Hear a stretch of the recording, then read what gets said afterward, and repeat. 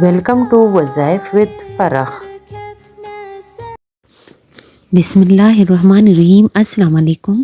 امید کرتی ہوں آپ سب خیریت سے ہوں گے۔ اللہ سب کو اپنے حفظ و امان میں رکھے، پریشانیاں دور فرمائے اور اللہ کی ذات کسی کا محتاج نہ کرے سوائے اپنے ذات کی، آمین۔ کون نہیں چاہتا کہ اس کا اپنا گھر ہو، اور اگر جن کا اپنا گھر ہے بھی تو کون نہیں چاہتا کہ اس کا بڑا گھر ہو۔ ہر قسم کی جو لوگ بھی ہیں کہ ہر قسم کے لوگ، جیسے کہ بہت زیادہ امیر لوگ ہیں، وہ بھی یہی چاہتے ہیں کہ ان کے الگ الگ گھر ہوں، ان کے اپنے بچوں کے الگ الگ گھر ہوں، ان کی بیٹیوں کے گھر ہو، بیٹوں کے گھر ہوں۔ ہر ماں کا یہ خواہش ہوتی ہے کہ میرے بچوں کا اپنا گھر ہو، اور ہر عورت کا اپنا خواہش ہوتی ہے کہ اس کا اپنا گھر ہو۔ اللہ سب کو میرے سمیت سب کو اپنا گھر دے۔ اور ایک تو اس کا میں نے پہلے ایک ویڈیو بھی بنائی تھی کہ ایک تو کوئی بھی اٹھ کے آ جاتا ہے کہ یہ تو ہمارا گھر ہے، یہ تو میرے ماں باپ کا گھر ہے، سسرال والا گھر تو انسان اپنا سمجھ بھی لے۔ اگر کوئی عورت سمجھدار ہوتی ہے تو وہ جب اس کی شادی ہو جاتی ہے وہ میکے کو خیر آباد کہہ دیتی ہے اور سسرال کو اپنا گھر سمجھتی ہے، لیکن سسرال والے اس میں سے بہت سی ایسی دیورانیاں، جٹانیاں یا پھر ساس سسر میں بھی ہوتا ہے، لیکن زیادہ ساس سسر ایسا نہیں کرتے۔ جو نندے ہوتی ہیں ان کو بہت آگ لگی ہوتی ہے کہ بس یہ تو میرا گھر ہے، یہ تو ہمارا گھر ہے۔ وہ لڑکیاں اپنے سسرال کو اپنا گھر نہیں سمجھتی، وہ اس لیے اپنے میکے آ کے یہی بولتی ہے کہ یہ میرا گھر ہے۔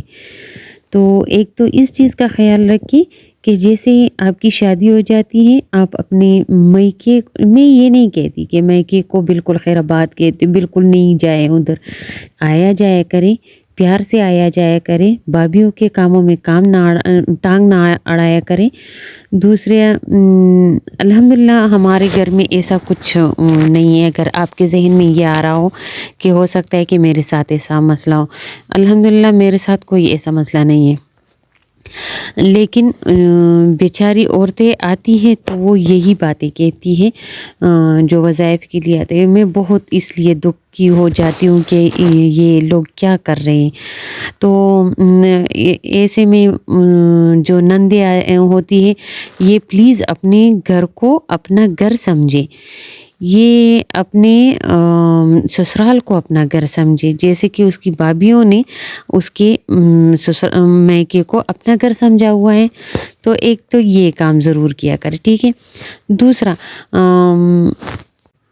دوسرا یہ کہ بالکل یہ آپ کا میکہ ہے، آپ کا اس میں بالکل آپ کا حصہ ہے، یہاں پہ آپ آ سکتے ہو، آپ جا سکتے ہو، آپ کا یہ میکہ ہے، آپ کا اپنے باپ کا گھر ہے، آ سکتے ہو، جا سکتے ہو، لیکن یہ نہ کہا کریں کہ یہ تو میرے باپ کا گھر ہے، یہ تو ہمارا گھر ہے۔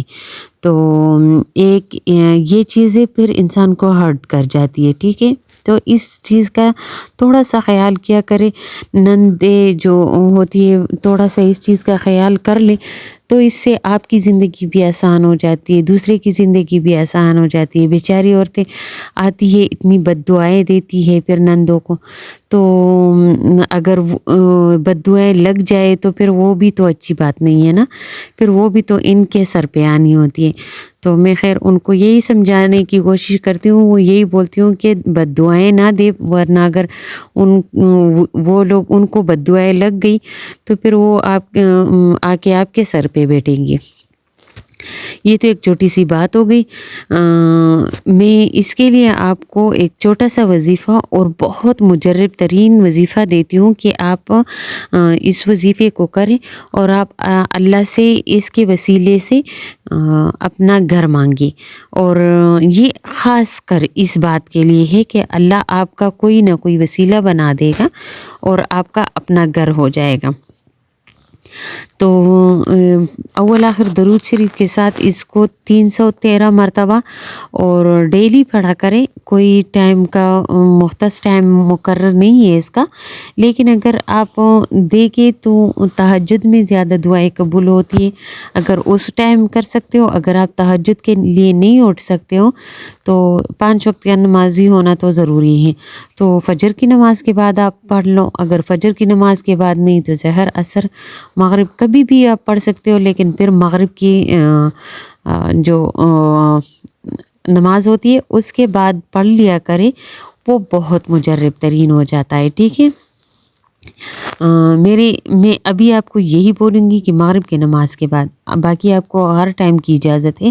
آپ کسی بھی ٹائم اگر آپ کے پاس ٹائم ہے تو آپ ایسا ٹائم ہے کہ آپ کا وضو نہیں ہے، یعنی صبح کے 10-11 بجے کا ٹائم ہوتا ہے تو آپ کا وضو نہیں ہوتا، تو اس ٹائم بھی پڑھ سکتے ہو. وضو کیجئے اور اس وظیفے کو کیجئے 313 مرتبہ، اور اللہ سے اس کے وسیلے سے اپنے لیے اپنا گھر مانگے، ساتھ میرے لیے بھی مانگ لیا کرے.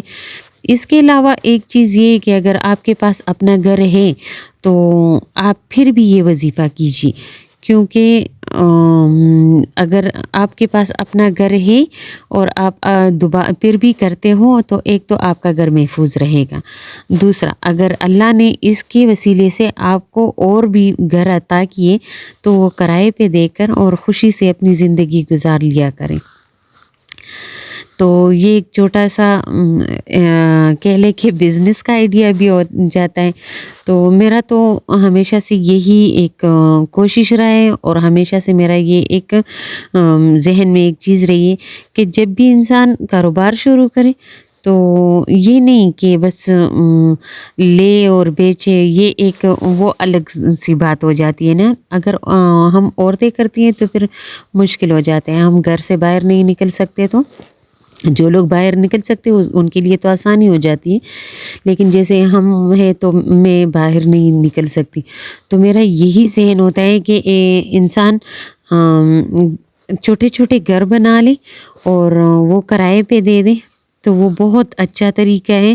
آپ بیٹھے بیٹھے آپ کا انکم ہو جاتا ہے اور مہینے کے مہینے آپ کو پیسے مل جاتے ہیں.